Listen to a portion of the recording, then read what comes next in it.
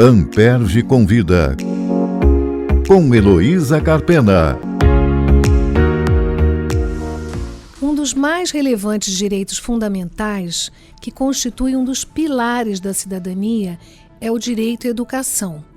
Paulo Freire dizia que se a educação sozinha não transforma a sociedade, tampouco sem ela a sociedade se transforma. Então nós vamos hoje voltar a esse importante direito fundamental, que é o direito à educação, conversando com a promotora de justiça Bianca Mota de Moraes, que é mestre em Ciências da Educação pela Universidade do Porto, foi a primeira coordenadora do CAU Educação e atualmente é titular da Promotoria de Justiça da Tutela Coletiva da Educação do Núcleo São Gonçalo. Boa tarde, Bianca. Obrigada por aceitar o nosso convite.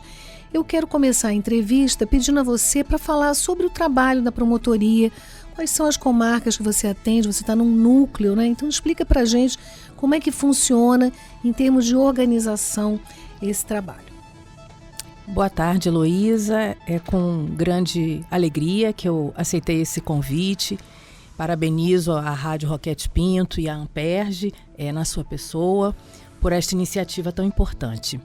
Bom, a Promotoria de Justiça do Núcleo São Gonçalo alcança 6 municípios: São Gonçalo, Itaboraí, Tanguá, Niterói, Maricá e Rio Bonito. Nossa, é uma área imensa. Para quem não conhece o Rio de Janeiro, exato, vale dizer que você tem muito trabalho, então, né? Sem dúvida. São Gonçalo é o segundo município mais populoso do estado do Rio de Janeiro, né?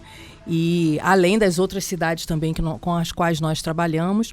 E a promotoria atua na rede pública, situada nesses 6 municípios, seja municipal, seja estadual, e também na rede privada, situada nessas localidades. As escolas, né? Que estão essas escolas, exatamente, que são situadas nessa região.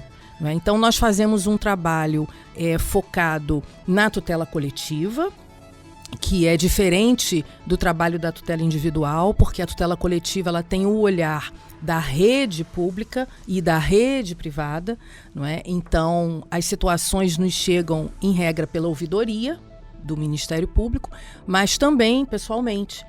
Muitas vezes recebemos notícias pessoalmente. E a nossa atuação conta com a equipe técnica do Ministério Público. Nós realizamos visitas às escolas por intermédio dessa equipe técnica para que possamos ver de perto o que está acontecendo de acordo com as informações que recebemos dos noticiantes ou de ofício. Também podemos atuar assim. Mas não é uma atividade de fiscalização, né? Acho que é importante esclarecer isso. Porque você mencionou as visitas, elas vão ocorrer quando há um procedimento em relação a determinada escola, é isso? Exato, porque a fiscalização rotineira das escolas, ela incumbe aos sistemas de ensino. Então, por exemplo, o Estado do Rio de Janeiro fiscaliza pela sua supervisão escolar as escolas da rede estadual e as escolas da rede particular, do ensino fundamental e do ensino médio. E os municípios, através do seu Conselho de Educação, dos seus conselhos municipais, também fiscalizam não só as redes municipais de educação, como as escolas particulares nas etapas de educação infantil. Então, creche e pré-escola. Eu estou entendendo, então, que você cuida do aspecto coletivo, né, dessas questões na sua dimensão coletiva. E quais são os casos, né, os temas mais recorrentes?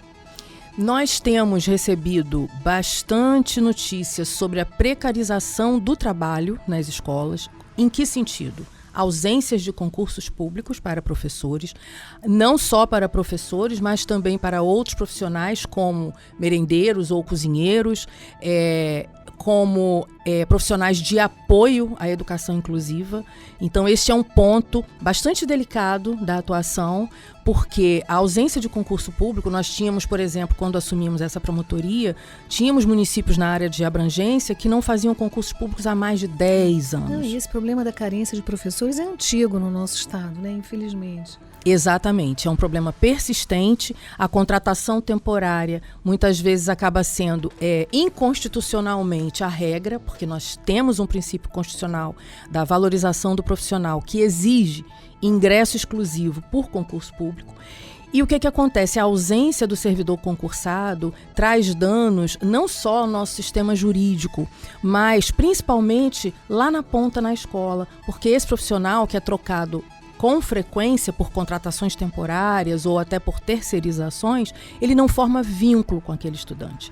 E isso na educação, a formação de vínculo é um dado bastante relevante para o processo de ensino e aprendizagem. Então, quando nós defendemos os concursos públicos e, felizmente, nos nossos 6 municípios conseguimos, nesses 2 anos, a abertura de concursos públicos, resta apenas Tanguá publicar o edital, mas já está em vias de contratação da banca. Então, quando o Ministério Público atua nesse front, ele está atingindo na ponta a qualidade da educação, que é um profissional concursado, que passou por uma banca, não é, que atestou a sua condição de estar ali e que vai permanecer com um vínculo com aquele estudante por longo tempo. Isso é uma questão que pode envolver, inclusive, a improbidade do administrador, né? Porque qual a razão? É inexplicável, né? Deixar de fazer o concurso público para contratar temporariamente. Qual é a justificativa para isso? Exatamente. A justificativa jurídica, ela, na verdade, é muito excepcional, não é? Então não poderia ser regra esse tipo de fluxo. A contratação temporária tem um caráter excepcional, né? Exatamente. E aí vira a regra porque é uma forma de manipular ali, né, o pessoal, enfim, as nomeações, né, sobretudo. Exatamente. O gestor, né, fica com muito mais ingerência sobre a sua rede quando ele tem um contratado temporário que pode a qualquer momento ser desligado daquela função, né? Um outro tema que também preocupa é o da educação inclusiva. Fala um pouco para nós o que é isso e o que o Ministério Público tem feito nessa direção. Sim, a educação inclusiva, ela preconiza uma escola acolhedora para todos, indistintamente, não é? E é essa escola que nós buscamos, uma escola democrática, que tenha a sua gestão sob o viés democrático e que todos os estudantes e todos os profissionais se sintam ali pertencentes, protagonistas daquela comunidade escolar, né? Na educação inclusiva existe também a perspectiva da educação especial, voltada a estudantes com deficiência. E é um tema bastante palpitante no dia a dia das promotorias de educação, né? Os pais, os responsáveis, muitas vezes nos trazem questões da falta de apoio, da falta de profissionais de apoio, da falta de formação específica para os professores do atendimento educacional especializado. Nós fiscalizamos também, nós acompanhamos também, não é, a instalação de salas de recursos multifuncionais, onde deve existir todo um material específico, material didático, não é, que seja adaptado a essas necessidades, adequado, né? Porque houve um tempo em que havia escolas especiais, mas essa ideia não prosperou, quer dizer, não é o que se preconiza hoje, né? Exato. Hoje o que se preconiza é que esse estudante esteja na escola regular. Ele precisa conviver com a maior diversidade dos estudantes, diversidade de professores. Essa convivência é muito saudável para ambos, não só para ele, mas também para o estudante que não detém, não é, essa deficiência. E as escolas especiais, elas hoje em dia, o que podem oferecer são atividades de contraturno, não propriamente como escolas, né, mas como atendimento educacional especializado, porque a legislação nossa preconiza tanto a Lei de Diretrizes e Bases, quanto a Constituição, quanto a Convenção, que o Brasil é signatário das pessoas com deficiência, né, preconiza que esses estudantes estejam nas salas de aula regulares. E, claro, que este ambiente, que este espaço é que se mostre adequado e que venha ao encontro das necessidades deste estudante, e não o contrário, né? O estudante tendo que se adaptar ao ambiente. Não, o ambiente, a comunidade escolar é que precisa ficar atenta às necessidades específicas de cada estudante, não só os com deficiência, mas esses pelo viés da educação especial, da normativa própria. Entendi. Então, quando isso não acontece, então o Ministério Público intervém de que maneira? O Ministério Público intervém cobrando dessas escolas, muitas vezes há casos dessas situações em rede particular. Não é? Há muitas situações de queixas de responsáveis, mesmo nas escolas particulares. Posso até dizer que muito provável até que esse número supere as questões nas escolas públicas, nas dificuldades dos estudantes que possuem deficiência na rede particular. Rede privada? A rede privada. Menos condições do que da rede pública? Que curioso isso. Muitas vezes há exigências, né, maiores da rede privada, e um problema sério que a gente ainda enfrenta, lamentavelmente, que o Ministério Público repudia, censura isso no sentido da sua cobrança, não é? É a negativa de matrícula quando se coloca a deficiência do estudante, né? Então, a criminalização dessa conduta prevista na legislação é uma conduta completamente censurável. Quando as escolas recusam a admissão de alguém sob esse argumento de que não tem condições de acompanhar. Exatamente. Muitas vezes hoje não se utiliza mais esse fundamento, mas ao fiscalizarmos o que aconteceu ali, ao acompanharmos a situação, verificamos que ao final havia sim a vaga, né? Porque muitas vezes se diz não há vaga, mas em alguns casos se fazem, os pais testam, né, e tentam uma vaga depois para um aluno que não tivesse deficiência, que não apresentasse deficiência, e existe a vaga. Então, é uma situação bastante dolorosa, não é, para as famílias que vivenciam essas negativas e que o Ministério Público recomenda, muitas vezes a gente faz recomendações, não é, às escolas para que se ajustem, ou em outros casos termos de ajustamento de conduta. Então a gente pega a Lei Brasileira de Inclusão e verifica o que está ali na realidade acontecendo, o que está em descompasso com a Lei Brasileira de Inclusão, e nós vamos então cobrar essa regularização. Mas um caso como esse, me corrija se eu estiver errada, estaria numa fronteira, né, entre o individual e o coletivo. Então, quais são as consequências de um fato como esse, né, da recusa por uma escola particular da matrícula de um aluno portador de deficiência? Certo. Sim, há aí o aspecto individual específico desse estudante, no qual o Ministério Público, né, na Promotoria de Tutela Coletiva da Educação, não atua. A gente sempre até alerta sobre, por exemplo, a situação de uma indenização, uma eventual indenização para essa situação. Não será proposta pelo Ministério Público. O que o Ministério Público vai olhar, vai verificar, é se essa escola tem alguma situação de precariedade do seu serviço educacional para todos os alunos. Então, por exemplo, a gente vai verificar, existe equipe formada, com formação contínua, qualificada? Existe essa equipe nessa escola para dar conta dessa demanda? Então, muitas vezes, uma notícia que tem um ponto inicial, individual, ela pode sim acabar gerando uma investigação sob a ótica coletiva. Mas sim, o pleito de uma eventual ação judicial, se a gente precisar distribuir uma ação judicial, né, se a escola não se adeque antes desse momento, é diferente da ação do Ministério Público, conformidade do atendimento educacional com a Lei Brasileira de Inclusão, por exemplo. E uma ação individual pode ter um outro viés. Eu quero postular um professor para este aluno, ou eu quero postular uma indenização por uma eventual negativa de matrícula. Então, são pedidos, na maioria das vezes, né, são pedidos não coincidentes, porque o viés individual, realmente a promotoria não vai atuar. Sim, mas você lembrou bem, esse caso constitui um dano moral indenizável, né? Então a pessoa individualmente pode ir à justiça buscar essa reparação. Mas tem também um aspecto criminal que você mencionou. Exato. Sob o aspecto criminal, como a Promotoria de Tutela Coletiva da Educação não possui atribuição na esfera criminal, há vários casos em que nós precisamos extrair cópias, como a gente chama, né, enviar documentos para as promotorias de investigação penal. Então, isso acontece também. Infelizmente, em algumas situações há elementos para essa extração, né, e a gente precisa, então, contar aí com a investigação também sob o viés penal. Muito bem.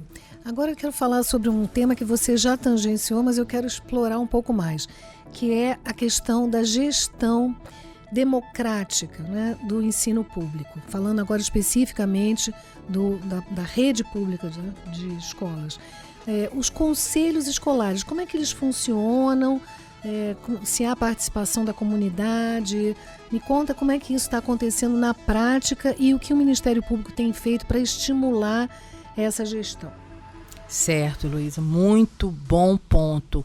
Porque o princípio da gestão democrática do ensino público, ele é constitucional. Ele está na Carta Magna do nosso país. E o Ministério Público, por sua vez, tem, dentre dos seus papéis, não é o de fiscalizar o regime democrático, e a democracia nas escolas depende essencialmente do funcionamento dos conselhos escolares, não é? A gestão democrática na área da educação, ela conta também com outros conselhos, como, por exemplo, o Conselho de Acompanhamento e Controle Social do Fundeb. O Fundeb é o Fundo de Desenvolvimento, não é, do ensino básico, da educação básica. Então, existe esse conselho. Existe o Conselho da Alimentação Escolar, que vai fiscalizar também a utilização das verbas do Programa Nacional de Alimentação Escolar e do que aquele próprio município investe na sua educação, na sua alimentação escolar também, não é? Existem os conselhos municipais de educação, que integram os sistemas de ensino dos municípios, e o Conselho Estadual de Educação, do Sistema Estadual de Educação, né, de ensino. Mas o conselho escolar, qual é o grande diferencial dele? Ele está na escola, ou deveria estar na escola, e não só formalmente, não só também acompanhando as verbas dessa escola. O conselho escolar, ele tem um espectro de atuação muito grande, porque ele verifica a parte administrativa, como órgão de gestão que é, ao lado da direção, mas também a pedagógica.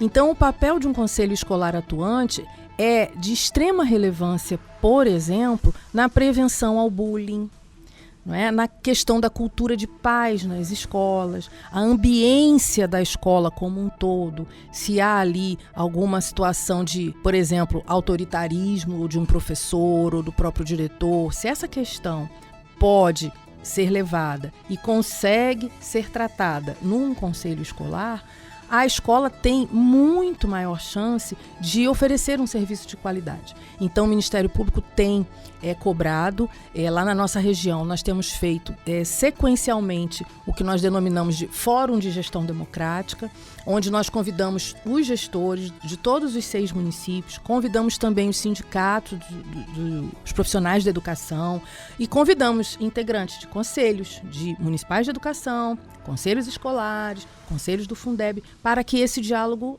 seja aperfeiçoado e esse tema possa ser aprofundado, né, levando principalmente força e autonomia para os conselhos escolares. Eu estou entendendo que isso, então, tem previsão na lei, né? O Ministério Público pode cobrar porque isso tem base na lei que rege a educação pública. Exatamente. A Lei de Diretrizes e Bases da Educação, é a Lei 9394 de 1996, prevê no seu artigo 14 que as escolas devem ter os seus conselhos escolares. E como que é formado esse conselho? Não é? Esse conselho, ele precisa ter representantes dos diversos segmentos. Hoje a nova legislação até trocou esse nome por categorias.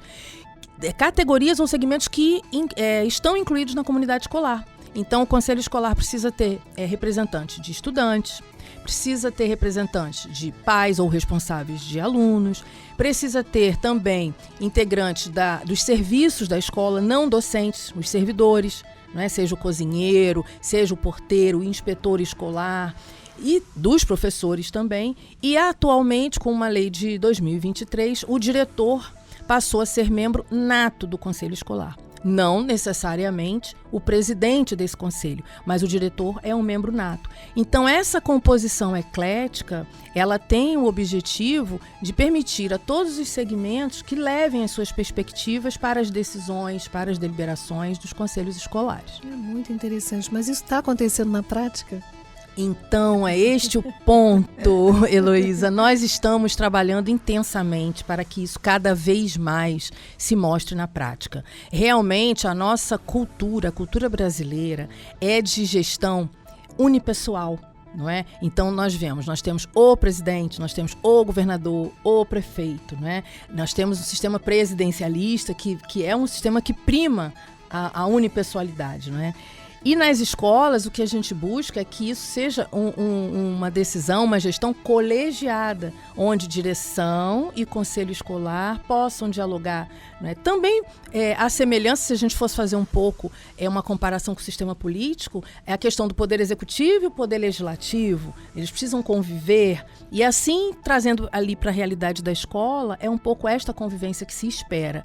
Então eu posso dizer, ainda falta muito para que a gente veja essa realidade, de fato, que ela seja assim cultural nossa, que ela seja natural para a gente. Muitos ainda desconhecem o conselho escolar, né? Não sabem que ele existe ou nem sequer imaginam que podem, inclusive, fazer parte, ser membro desse conselho. Então a gente estimula a difusão desse trabalho, né? A gente cobra que os municípios façam as suas leis específicas, o sistema coloca que o Estado, que os municípios precisam ter leis específicas para os seus sistemas na gestão democrática, e a gente acredita muito que esse trabalho eleva a qualidade da educação. Então, em alguns casos, eu já consigo receber, são casos ainda pontuais, mas que já me deixam muito felizes, né? Eu já consigo receber notícias que não vêm pela ouvidoria, não é? Que não vêm por um professor ou por um estudante, mas vem como? Ela já vem qualificada pelo conselho escolar, que já diz, já relata o que não foi possível fazer no âmbito da escola e em que ponto o Ministério Público precisa entrar no circuito, né? Porque nós precisamos sempre ser vistos como um órgão num segundo momento, quem sabe até num terceiro momento. É preciso que os sistemas consigam ajustar as suas políticas, consigam oferecer um serviço de qualidade, que os conselhos atuem nessa fiscalização direta. E só então, né, não sendo possível, claro, subsidiária, que chegue ao Ministério Público. Então, em alguns casos, isso já começa a acontecer. Eu tive até um caso recente de uma escola de São Gonçalo. Maravilha. E eu quero trazer um assunto que está na pauta, né? Um assunto muito atual, que é o uso dos celulares nas escolas. Isso envolve tanto a rede pública como a rede privada. Como é que o Ministério Público está lidando com essa questão? Exato, Heloísa. Tem tido muita repercussão na vida escolar, né, no dia a dia de todos os que integram a comunidade escolar, esse uso que foi indiscriminado por tanto tempo, não é? Que foi um uso desregulado por tanto tempo. E atualmente a nossa sociedade já vem amadurecendo e tem formulado juízo crítico a respeito disso, não é? Até que ponto esse uso é positivo, a partir de que momento não é. Então, o que é que vem acontecendo? Hoje a gente assiste a um movimento de regulação, né, do uso do celular, para que ele só venha a acontecer nos casos e nas situações em que as escolas consideram que ele possa ser útil, possa ser necessário ao processo ensino-aprendizagem, não é? Então, muitas escolas atualmente já vêm vedando o uso em sala de aula, não é? E realmente isso tem se mostrado benéfico à concentração desses estudantes, não é? Ao trabalho do professor, que não precisa demandar tanto tempo alertando, olha o celular, vamos parar de usar o celular, né? E fazendo desse uso o melhor possível, porque a tecnologia ela tem muitas possibilidades benéficas ao estudo. Então, quando a escola autoriza, não é?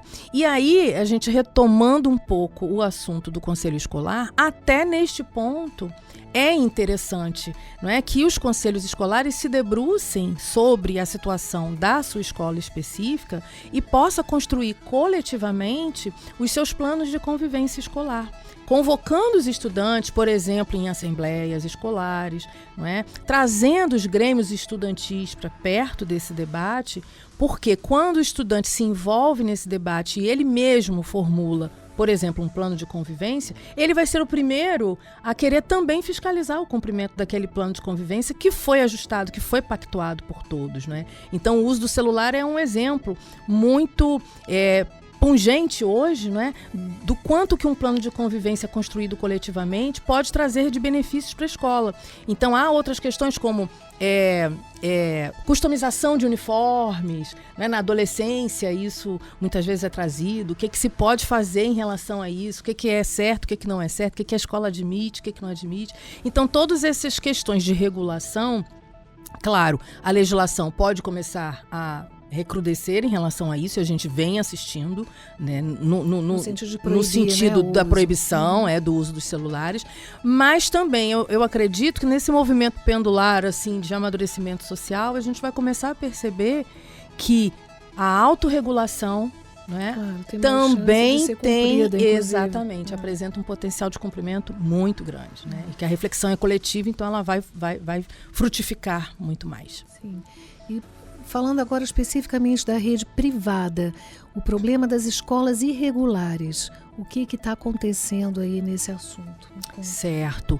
Bom, na nossa região, nesses 6 municípios que eu trouxe, nós temos em alguns deles com uma situação bastante preocupante e que eu vou aproveitar aqui o ensejo, né, desse programa para fazer um alerta aos pais e responsáveis por estudantes. Qual é esse problema? Há muitas escolas que não se regularizam perante o sistema de ensino. Então, ela abre ali, coloca uma plaquinha de escola, convida, em alguns casos até convida alguns professores, em outros casos nem isso, Heloísa. Então, o profissional sequer tem formação e começa a matricular estudantes. E quando, lá pelas tantas, acontece um problema, e aí chega uma notícia para o Ministério Público, olha, aconteceu aquilo ali grave, a criança foi colocada, por exemplo, num quarto sozinha, enfim, acontece alguma situação, quando nós vamos perquirir o sistema sobre a autorização de funcionamento daquela escola, não existe autorização. E isso, quando a escola oferece ensino fundamental e ensino médio, o problema se agrava, porque a pessoa conclui o seu nível de estudo, né? Ela pensa que vai ter um certificado, ela muitas vezes vai para um Enem, vai para uma qualificação para o trabalho, com o caso de ensino médio, e ela não consegue esse diploma, ela não consegue esse certificado. Por quê? Porque essa escola não pode oferecer, porque ela não é regularizada perante o sistema de ensino. Então, nós temos feito com os sistemas de ensino, né? Nós temos cobrado dos sistemas de ensino intensificação nessa fiscalização. A nossa intenção não é o fechamento dessas escolas, de maneira nenhuma. A nossa intenção é que essa escola se regularize perante o sistema, e para se regularizar ela tem que atender a uns requisitos do sistema de metragem, né, quantidade de alunos por metro quadrado, da formação desses profissionais, há uma série de questões até de acessibilidade física, enfim. O propósito do Ministério Público é que esses estabelecimentos se regularizem perante o sistema e não que fechem. Mas, em alguns casos, infelizmente, nós acabamos até tendo que distribuir ação judicial para que essa regularização aconteça. E, em algumas situações, ela não vem a acontecer e as escolas acabam fechando. O fato é que, se ao final for mesmo necessário o fechamento, antes que a criança ser colocada em risco, como nós temos visto situações gravíssimas de crianças em risco nessas escolas, não é? Com janelas sem vidro, sem fechamento, com piscinas abandonadas, com água sem tratamento. Nós temos visto situações muito delicadas. E então é um alerta que a gente aproveita aqui esse canal para fazer. Procurem o sistema de ensino, Secretaria de Educação do Estado, se o seu filho fosse se matricular em ensino fundamental ou médio. E se for educação infantil, creche para escola, procura o Conselho Municipal de Educação do seu município e veja se essa escola está regular perante o sistema. Muito bem. Bianca, parabéns pelo seu trabalho, agradeço novamente a sua participação e convido os ouvintes a acompanharem o podcast agora num canal próprio no YouTube. Então sigam, se inscrevam no canal, sigam o programa. Toda terça-feira um novo episódio está disponível. Muito obrigada, Heloísa. Mais uma vez agradeço o convite. Parabéns à Amperj, parabéns à Roquete Pinto. Esse programa realmente tem sido cada vez mais, não é, instrumento aí de aprendizado para quem vem aqui, né, e para quem nos ouve, e de trocas, né, trocas para a nossa sociedade que precisa cada vez mais se apropriar dos seus direitos, dos seus deveres, do que a legislação prevê e do papel do Ministério Público, né, para fazer cumprir essa legislação nossa. Muito obrigada. Amperj convida, com Heloísa Carpena.